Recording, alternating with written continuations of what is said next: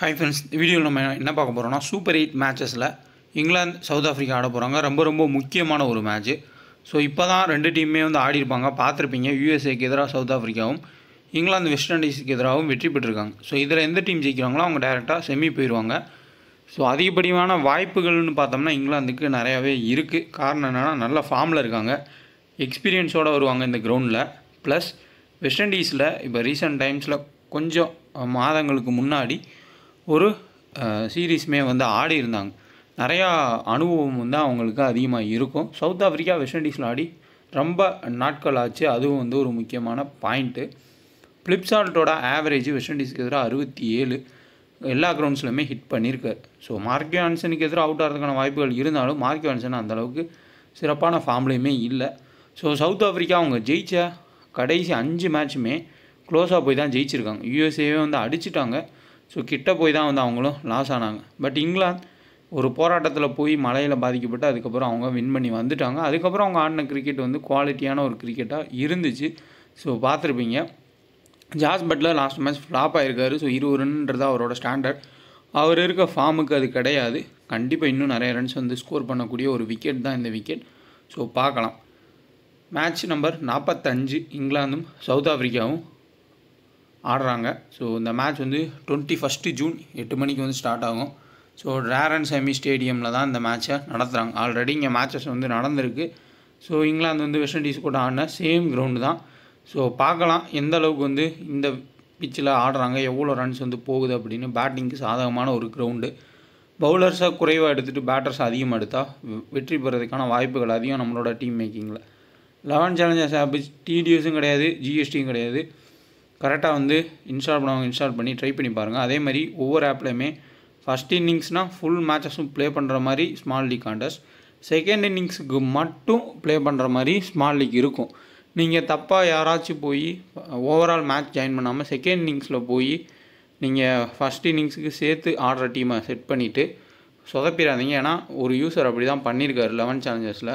So கிட்டத்தட்ட ஒரு நாள் ஃபுல்லாகவே நான் அவர்கிட்ட மெயிலில் பேசியிருப்பேன். அந்தளவுக்கு ஃபஸ்ட் இன்னிங்ஸ் டீமில் போய் ஓவரால் வந்து ஜாயின் பண்ணாமல் செகண்ட் இன்னிங்ஸ் மட்டும் ப்ளே பண்ணுற ஸ்மால் லீக்கில் போய் அவர் மொத்த டீமையும் செட் பண்ணிவிட்டு பாயிண்ட்ஸ் வந்து போடலை, பிளேயரோட பாயிண்ட்ஸே இல்லாமல் எனக்கு லாஸ்ன்னு கொடுத்துட்டாங்கன்னு சொல்லி பேசிகிட்டு இருந்தார். ஸோ இது வந்து எதுக்காண்டி சொல்கிறேன்னா, எல்லா ஆப்ஸ்லையுமே இப்போது mostly first innings overall match, அதுக்கப்புறம் செகண்ட் இன்னிங்ஸ்னு ஒரு ஆப்ஷனை கொடுத்துருக்காங்க. நீங்கள் காண்டை ஜாயின் பண்ணுறப்ப தெரியாமல் போய் செகண்ட் இன்னிங்ஸில் ஓவரால் டீம் எடுத்துட்டிங்கன்னா அதில் ஜெயிக்கிறதுக்கான வாய்ப்புகள் ரொம்ப குறைவு. செகண்ட் இன்னிங்ஸ் ப்ளே பண்ணுறப்போ பவுல் பண்ணுற டீமோட பவுலர்ஸ் ஃபுல்லாக எடுத்து பேட் பண்ணுற டீமோட பேட்டர்ஸ் ஃபுல்லாக எடுக்கணும். ஸோ அதனால் இது வந்து மற்றவங்களுக்கு வந்து ஒரு அலாட்டாக இருக்கிறதுக்காண்டி சொல்கிறேன்.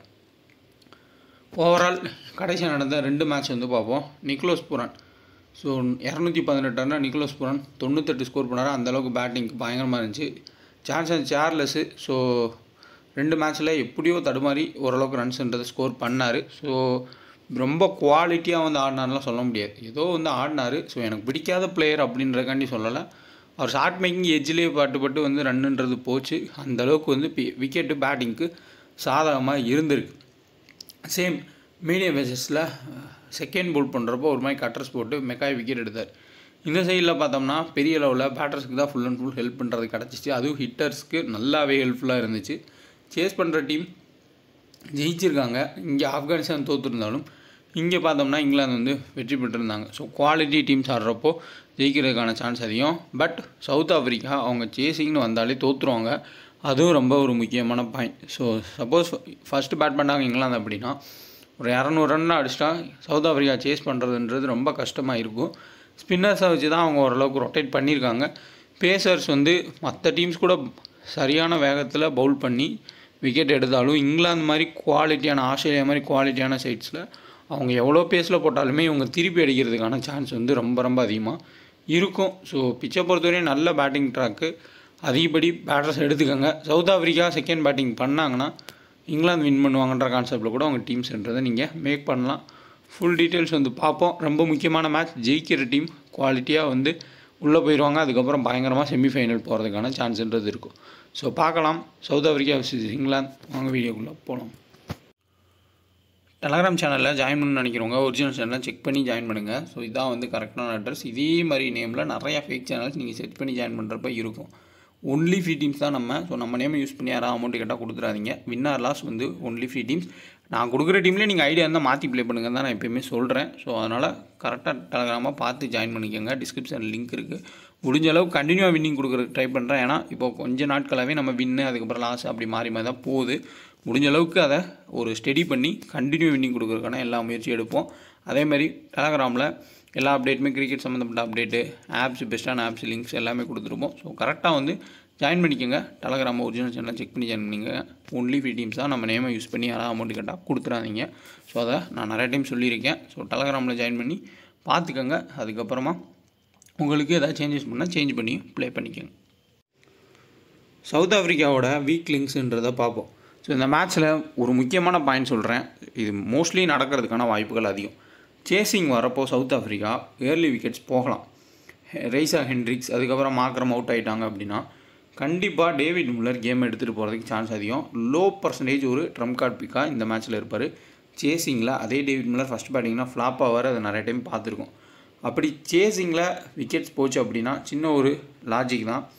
சவுத் ஆஃப்ரிக்கா சேஸ் பண்ண போகிறாங்க அப்படின்னா மார்க் ஆண்டர்சன் ஒரு 1 or 2 விக்கெட்ஸ் எடுக்கிறதுக்கான வாய்ப்புகள் அதிகமாக இருக்கலாம். போன மேட்ச் அவர் செகண்ட் தான் பவுல் பண்ணார். இப்போ ஃபஸ்ட்டு பவுல் பண்ணார் அப்படின்னா விக்கெட் எடுத்துகிட்டு பேட்டிங் நல்லா ஆடக்கூடிய ஒரு பிளேயர் தான். டாப்பில் ஏர்லி விக்கெட்ஸ் போனால் பேட்டிங்கும் ஒரு 10-15 ரன் ஆடலாம். ஸோ ட்ரம்ப் கார்டு பிக்காக டேவிட் மில்லரையும் மார்க் ஆண்டர்சனும் பார்க்கலாம். அதேமாதிரி செம்சியை பெஞ்சில் வச்சுட்டு பிராட்மேனை உள்ளே எடுத்துகிட்டு வந்துடுவாங்க. கண்டிப்பாக கேசவ் மகாராஜ் ஆடுவார். ஸோ அவரும் ஒரு டிஃபரன்ஷியல் ஒரு பிக்கு. பேட்டிங்கும் அவராலே ஆட முடியும். தூக்கி போட்டு ரைட் ஹேண்ட் பேட்டர்ஸாக வரப்போ விக்கெட் எடுக்கான சான்ஸ் அதிகம். நீங்களே பார்த்தீங்கன்னா full and full right handers தான். 2 லெஃப்ட் ஹேண்டர் இருக்காங்க. பட் மோஸ்ட்லி அவங்களோட மெயினான பேட்டர்ஸ் எல்லாருமே ரைட் ஹேண்டர் தான் இங்கிலாந்து சைடில். ஸோ கேசவ் மகாராஜ் ஒரு ட்ரம்ப் கார்டு பிக்கு. ஸோ சேஸ் பண்ணுறப்போ டேவிட் மில்லர் மிகப்பெரிய ஒரு ட்ரம்ப் கார்டு பிக்கு. ஸோ ஸ்டப்ஸு ஸோ ஐபிஎல் ஆடின அளவுக்கு அவர் ஆடுறாரா அப்படின்றது இல்லை. மார்க் ஆண்டர்சன் இந்த 3 பேரும் வந்து சரியான ஒரு ட்ரம்ப் கார்டு பிக்காக இருப்பாங்க. ரெய்சா ஹென்ட்ரிக்ஸ் தொடர்ச்சியாக ஃப்ளாப் தான் ஆறாரு. பெரிய அளவில் எந்த ஒரு பெர்ஃபார்மன்ஸுமே இல்லை. ரைட் ஹேண்டர் போட்டாலும் அவுட் ஆகிறாரு, லெஃப்ட் ஹேண்டர் போட்டாலும் அவுட் ஆகிறாரு. இங்கே உங்களுக்கு கண்டிப்பாக டாப்லேயே ஓரளவுக்கு வந்து ஸ்விங் பண்ணுவார். ஸோ கஷ்டப்படுறதுக்கான சான்ஸ்ன்றது இருக்கலாம். ஒரு சில கிராண்ட் லீக்ஸில் வேணால் எடுத்துக்கோங்க. ஏன்னா இந்த மாதிரி சரியாக ஆடாமல் ரொம்ப சொதப்பிட்டு இருக்கக்கூடிய பிளேயர்ஸ் ஒரு சில மேட்சஸில் வந்து நல்ல பெர்ஃபார்மன்ஸ் பண்ணிடுவாங்க. கண்டிப்பாக லாஜிக் படி பார்த்தோம்னா அவுட் ஆகிறதுக்கான வாய்ப்புகள் அதிகம். பட் லாஜிக்கே இல்லாமல் குத்துமதிப்பாக டீம் எடுக்கணும் அப்படின்னா ஏதாவது ஒரு டீம்லையாச்சும் வந்து கிராண்ட் லீக்ஸில் ஒரு கேப்டனாக கூட ட்ரை பண்ணி பாருங்கள். ஆடுறதுக்கான சான்ஸ் அதிகமாக இருக்கலாம். ஒரு சார்லஸ் மாதிரி இவருமே தப்பிச்சு ஏதோ ஒரு இதில் ஸ்கோர் பண்ணிட்டாருன்னா லோ பர்சன்டேஜ் ஒரு பிக்காக இருப்பார். பட் லாஜிக்கல் பிக்ஸ்ன்னு பார்த்தோம்னா சேசிங்கில் டேவிட் மில்லர். அதேமாதிரி செகண்ட் பேட் பண்ணால் யான்சன் ஃபஸ்ட்டு பேட் பவுல் பண்ணுறப்போ ஒரு விக்கெட்டாக எடுக்கிறதுக்கு வாய்ப்பு ரொம்ப அதிகம். கேசவ் மகாராஜ் இவங்க வந்து ட்ரம்ப் கார்டு பிக்ஸ். இந்த சைடில் உங்களுக்கு கண்டிப்பாக பர்ஃபார்மன்ஸ் பண்ணுறது ஜாஸ் பட்லர். நல்ல ஒரு பேட்டிங் வந்து இந்த மேட்ச் எதிர்பார்க்கலாம். கண்டிப்பாக மீடியம் பேசர்ஸை ஈஸியாக ஆடுவார். ஸோ ஏர்லி ஸ்விங்கு அப்படி இப்படின்னு இருந்தாலுமே தாக்கு பிடிச்சி ஆடுறதுக்கான சான்ஸ் அதிகம். லாஸ்ட் மேட்ச் ஹிட் பண்ண பிளிப் சால்ட் மறுபடியும் ஹிட் பண்ண போகலாம். ஹிட் பண்ண போகிறப்போ லைன் அண்ட் லென்த்தில் இந்த 4 பேரும் பவுல் பண்ணுறப்போ அவுட் ஆகிறதுக்கான வாய்ப்புகள் இருக்கும். ஜானி பஸ்டோட ஃபேவரட்டான ஒரு டீம் சவுத் ஆஃப்ரிக்கா. அதேமாதிரி மோயின் அலி டபுள் ஆப்ஷன் கண்டிப்பாக எடுத்துக்கோங்க. ஒரு விக்கெட்டு அப்படி இல்லாட்டி ஒரு 25 ரன் ஆட முடியும். லெஃப்ட் ஹேண்டர் ஒரே ஆள் தான் டாப்பில் இருக்கிறதுனால 1 down கூட வரதுக்கான சான்ஸ் வந்து அதிகம். ஸோ ஒரு டிஃபரன்ஷியல் பிக்கு. லியாம் லிவிங்ஸ்டன் இந்த சைடு எப்படி டேவிட் மில்லரோ அதேமாதிரி லியாம் லிவிங்ஸ்டன் சேசிங்னா நீங்கள் ட்ரை பண்ணி பார்க்கலாம். பவுலிங் போட்டும் ஒரு விக்கெட் மினிமம் எப்படி தான் எடுத்துகிட்டு ரன் கொடுத்தாலும் ஸோ லோயஸ்ட் பர்சன்டேஜ் பிக்கில் நல்ல ஒரு பிக்ஸாக இருப்பாங்க. Mark Wood full and full pace மட்டும் தான் இருக்குது. விக்கெட் டேக்கிங் இல்லை. மேபி ஜார்டன் வரதுக்கான சான்ஸ் இருக்கலாம். ஆச்சர் மினிமம் ஒரு விக்கெட் எடுத்துறாரு. ஆடல் ரஷீத் மினிமம் ஒரு விக்கெட்டு. டாப்லி இந்த பேட்டிங் லைனப்புக்கு எதிராக விக்கெட் எடுக்கலாம். ஏன்னா சின்ன சின்ன டீம்ஸே எல்லாருமே விக்கெட்டுன்றது எடுத்திருக்காங்க சவுத் ஆஃப்ரிக்காவை. அதனால் கண்டிப்பாக ஆடல் ரஷீது டாப்லி விக்கெட் எடுக்கான வாய்ப்புகள் அதிகம். ஸோ டிஃபரன்ஷியல் பிக்காக மோயின் அலியும் மஸ்ட்டாக வந்து பிக் பண்ணிக்கோங்க. ஸோ டெத்தில் உங்களுக்கே தெரியும் யார் பவுல் பண்ணுவான்னு. ஸோ பிராட்மேன் ஆடினா அவர் தான் டெத்தில் பவுல் பண்ணுவார். ரபாடா போடுறதுக்கான சான்ஸ் இருக்கும். அப்படி இல்லாட்டி ஆண்ட்ரிக் நாக்கியா. இந்த சைடில் ஆச்சர் தான் வந்து டெத்தில் பவுல் பண்ணுவார். மார்க் வுட் இல்லாட்டி டாப்லி. சாம் கரனுக்கு ஓவர்ஸ்ன்றதை குறைச்சி தான் கொடுக்குறாங்க. ஆட வைப்பாங்களா இந்த மேட்ச்லன்றதே ஒரு மிகப்பெரிய ஒரு டவுட்டு தான். But double option suppose early wickets போனால் பேட்டிங் கொஞ்சம் நிதானம் ஆடி கொடுக்கலாம். ரிஸ்கியான ஒரு பிக்காக தான் இருப்பார். ஸோ பெஸ்ட்டு கேப்டன்ஸ் சாய்ஸில் ஜாஸ் பட்லரு, குவிண்டன் டிகாக் ஓரளவுக்கு ஃபார்முக்கு திரும்பி இருக்கார். டிகாக் நல்ல ஒரு பேஸில் போட்டால் அடிக்கிறதுக்கான வாய்ப்புகள் இருக்கும். அதேமாதிரி பவுலர்ஸை ட்ரை பண்ணலாமா அப்படின்னா வேண்டாம். பேட்டர்ஸு அப்படி இல்லாட்டி டபுள் ஆப்ஷன் இருக்கக்கூடிய ஆல்ரவுண்டர்ஸை ட்ரை பண்ணி பாருங்கள். மோயின் அலி, ஆடல் மாக்ரம். ஸோ அவர் ஆல்ரவுண்டர் கிடையாது. சம்டைம்ஸில் வந்து பவுல் பண்ணுறாரு, ஏதோ ஒரு லாஜிக்கில் விக்கெட் எடுத்தாலும் எடுக்கலாம். பட் அவரோட ஃபார்ம் வந்து போராக தான் இருந்திருக்கு. ஹென்ரி கிளாசன் ஸோ ஸ்பின்னர்ஸை டேக் ஆன் பண்ணி ஆடக்கூடிய ஒரு பிளேயர். தொடர்ச்சியாக மீடியம் பேசர்ஸ் போட்டால் கொஞ்சம் தடுமாறலாம், பட் மினிமம் பாயிண்ட்ஸ்ன்றதை வாங்கி கொடுத்துட்றாரு. டேவிட் மில்லரை சேஸ் பண்ணால் கிராண்ட் லீக்கில் ஒரு கேப்டன்சி பண்ணால் ஹை ரிஸ்க்காக வந்து எடுத்து ட்ரை பண்ணி பாருங்கள். ஸோ டாப்பில் விக்கெட் போகுன்ற கான்செப்டில் டீம்ன்றதை செட் பண்ணலாம். பிராட்மேன் ஜிஎலுக்கு ஒரு பெட்டரான ஒரு கேப்டன் சாய்ஸு. அதேமாதிரி ஜோஃப்ரா ஆர்ச்சர் ஃபர்ஸ்ட் பால் பண்ணால் நல்ல ஒரு ஆப்ஷன். கிராண்ட் லீக்கில் டாப்லேயுமே வந்து ட்ரை பண்ணலாம். மற்றபடி பிளேயர்ஸை ரொட்டேட் பண்ணி எடுக்கிறது பெட்டராக இருக்கும். ஸோ ஓவரால் இந்த கிரவுண்டு வந்து நம்ம கிரவுண்டுக்கு எப்படி வந்து எடுக்கலாம் அப்படின்னா, பேட்டர்ஸ் ஃபுல்லாக எடுத்து ஒரு 1 or 2 ஆல்ரவுண்டர், ஒரே ஒரு பவுலர் இல்லை 2 பவுலர்னு போனால் மேபி வந்து சான்ஸ்ன்றது இருக்கும். இல்லை சவுத் ஆஃப்ரிக்கா வழக்கம் போல் அவங்க விக்கெட்ஸ் ஃபுல்லாக கொடுத்துருவாங்க, ப்ரெஷர் ஆகிடுவாங்க அப்படின்னா இங்கிலாந்துக்கு ஃபேவராக டீம் எடுத்துகிட்டு அவங்களோட பவுலர்ஸை எடுத்துக்கோங்க. இங்கே மிடில் ஆர்டர் பேட்டர்ஸை எடுத்துகிட்டு போகிறது கரெக்டான ஒரு ஆப்ஷனாக இருக்கும். ஸோ அதுக்கேற்ற மாதிரி நீங்கள் போகலாம். ஸோ சேஃப் ஆப்ஷன்ஸில் டிகாக், பட்லர் 2 பேர் வந்து நல்ல ஆப்ஷன். மோயின் அலியை ஒரு ஆப்ஷனாக எடுத்துக்கலாம். மற்றபடி ரிஸ்கி ஆப்ஷனில் சேசிங் வந்தால் டேவிட் மில்லரை ட்ரை பண்ணி பாருங்கள். அதேமாதிரி மார்க்கோ யான்சன் ஒரு ஆப்ஷன். இந்த சைடில் ஆடல் ரசீத், டாப்லேயே ஜோஃப்ரா ஆர்ச்சர்னு ட்ரை பண்ணலாம். ஒன் சைட் டீம் ட்ரை பண்ணாலும் இங்கிலாந்து சேஸ் பண்ணிடுவாங்க, ஃபஸ்ட் பேட்ஸ்மேனில் அவங்க நல்லா ஆடுவாங்கன்னு தோணுச்சுன்னா நீங்கள் இங்கிலாந்துக்கு ஃபேவராக டீம்ன்றதை செட் பண்ணி பார்க்கலாம். அதுவும் ஒர்க் ஆகிறதுக்கான சான்ஸ்ன்றது இருக்கும். ஹாரி ப்ரூக் ஸோ பேட்டிங் அந்தளவுக்கு கிடைக்குமா அப்படின்னா, டாப்பில் விக்கெட்ஸ் போனால் கிடைக்கலாம். ஃபஸ்ட்டு பேட் பண்ணால் ஓரளவுக்கு ஆடலாம். செகண்ட் பேட்டிங்கில் எடுத்துகிட்டு போகிறது கஷ்டம். லியாம் லிவிங்ஸ்டன் சம்டைம்ஸில் பவுல் பண்ணுவார், பேட்டிங் கிடைக்கிறது கொஞ்சம் ரேர் தான். டாப்பில் விக்கெட்டும் போகிற மாதிரி தெரியல, ஏன்னா அந்தளவுக்கு இந்த பிச்சுமே வந்து இருக்கிறதுனால கொஞ்சம் அவருக்கு பேட்டிங் பவுலிங் ரெண்டுமே வந்து ரிதமில் வர்றது கொஞ்சம் கஷ்டமாகவே இருக்கும். ஃபுல் ஸ்டாட்ஸ் பார்ப்போம், இதையும் யூஸ் பண்ணிக்கோங்க. ஹெட்ல ஜாஸ் பட்லரோட ஸ்டாட்ஸ் 32 இருக்குது. கேச்சஸ் 1 or 2 கேச்சஸ் பிடிக்க வாய்ப்புகள் இருக்குது. அதேமாதிரி கொஞ்சம் நின்றுட்டார்னா இந்த மாதிரி விக்கெட்ஸில் நல்லா ஆடக்கூடிய ஒரு பிளேயர். ஃப்ளிப்சால்ட்டு ஹெட் ஆடினது இல்லை, பட் வென்யூவில் 87, இங்கே 25 ரன் வென்யூவில் போன மேட்ச் ஆடினார் பட்லரு.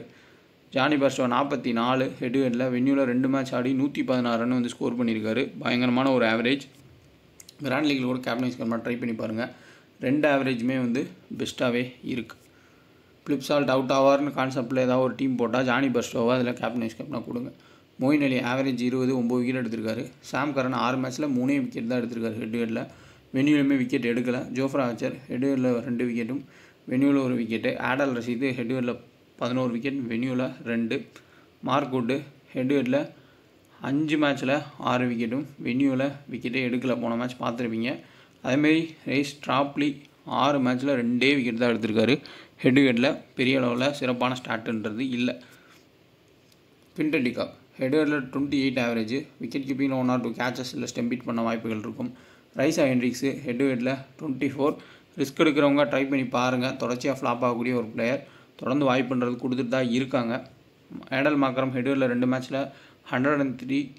ஹென்ரி கிளாசன் ஹெட்டில் 26. ரீசன்ட் ஃபார்ம் அருமையாக இருந்திருக்கு, எல்லா மேட்சுமே நல்லாவே ஸ்கோர் பண்ணியிருக்கார். டேவிட் மில்லர் ஹெட்டில் 20 தான், பட் சேசிங்கில் மட்டும் ட்ரை பண்ணி பாருங்கள். ரபாடா 10 விக்கெட் எடுத்திருக்காரு. போன மேட்ச் வந்து நல்லா பெர்ஃபார்மன்ஸ் பண்ணார், ரிதமுக்கு வந்திருக்காரு. Andrique நாக்கியா 3 wicket. சம்சி 12 மேட்ச்சில் 16 விக்கெட் எடுத்திருக்காரு, ஆடுவாரான்னு தெரியல. கேசவ மகாராஜ் 4 மேட்ச்சில் 3 விக்கெட். இதுதான் ஹெட் ஸ்டாட்ஸு. ஸோ வென்யூ ஸ்டாட்ஸுமே வந்து பார்த்துக்குங்க. கடைசியாக அந்த மேட்ச் ஆடின ஸ்கோர் கார்ட்ஸையும் பார்த்துக்கிறது பெட்ரு. ஸோ ஃபஸ்ட்டு பவுலிங் பிக்கு. ஸோ எப்படியும் ஆர்ச்சர் மினிமம் விக்கெட் எடுத்துருவார். இங்கே ரபாடாவும் விக்கெட் எடுக்க வாய்ப்பு அதிகம். ஆடல் ரஷீத்து, ஆண்ட்ரிக் நாக்கியா, லாஜிக்கு இவங்க 2 பேர் டபுள் ஆப்ஷன்றது மாதிரி எடுத்து எல்லா விக்கெட் கீப்பரையும் எடுத்திருக்கேன். இதில் டவுட்டுன்னு பார்த்தோம்னா ஃப்ளிப்சால்ட் மேலே கொஞ்சம் டவுட்டுன்றது வருது. மற்றபடி ஓரளவுக்கு கிளிக்காக வாய்ப்புகள் இருக்கும். ஜானி பர்ஸ்டோ ஹை ரிஸ்க் எடுக்கிறவங்க ரைஸா ஹென்ட்ரிக் செகண்ட் பேட் பண்ணுறப்போ டேவிட் மில்லரை எடுத்துக்கலாம். ஸோ முடிஞ்ச அளவுக்கு ஸ்டாட்ஸ் கொடுத்துருக்கேன். உங்களோட ஐடியாஸ் யூஸ் பண்ணிக்கோங்க. டெலகிராமில் கொடுக்குற டீமும் உங்களுக்கு ஐடியா இருந்தால் மாற்றி ப்ளே பண்ணுங்கள். ஏன்னா க்ளோஸாக தான் எல்லா மேட்சஸுமே போகுது. கேப்டன் வைஸ் கேப்டனோ இல்லை ஒரு பிளேயர்லேயே மாறி போகுது. உங்களுக்கு ஐடியா இருந்தால் நீங்கள் மாற்றிக்கிறது பெட்ரு. ஸோ கரெக்டான டெலகிராமை பார்த்து ஜாயின் பண்ணுங்கள். ஒரிஜினல் சேனல் செக் பண்ணி ஜாயின் பண்ணிக்கோங்க. ஏன்னா வேர்ல்டு கப்புமே அடுத்தடுத்து ஃபுல்லாக போயிருச்சு. எல்லாருமே ஈஸியாக கெஸ் பண்ணுறாங்க. ஈஸின்னு இல்லை, கரெக்டாக கெஸ் பண்ணுறாங்கன்னு சொல்லலாம். ஸோ அதனால் உங்களுக்கு ஐடியா இருந்தாலும் மாற்றிக்கோங்க. அதேமாதிரி குபேரா ஃபேண்டசி ஆப் ஒரு பிளேயர் செலக்ட் பண்ணி ப்ளே பண்ணலாம். கிவ்வே எல்லா மேட்ச் கொடுக்குறாங்க, ட்ரை பண்ணி பாருங்கள். 2K ஃபேண்டசி ஆஃபரோட பயன்படுத்தி இன்ஸ்டால் பண்ணிக்கோங்க. டிஸ்கிரிப்ஷனில் லிங்க் இருக்குது. டெலகிராம் ஜாயின் பண்ணுறவங்க ஒரிஜினல் சேனலான்னு செக் பண்ணி ஜாயின் பண்ணிக்கோங்க.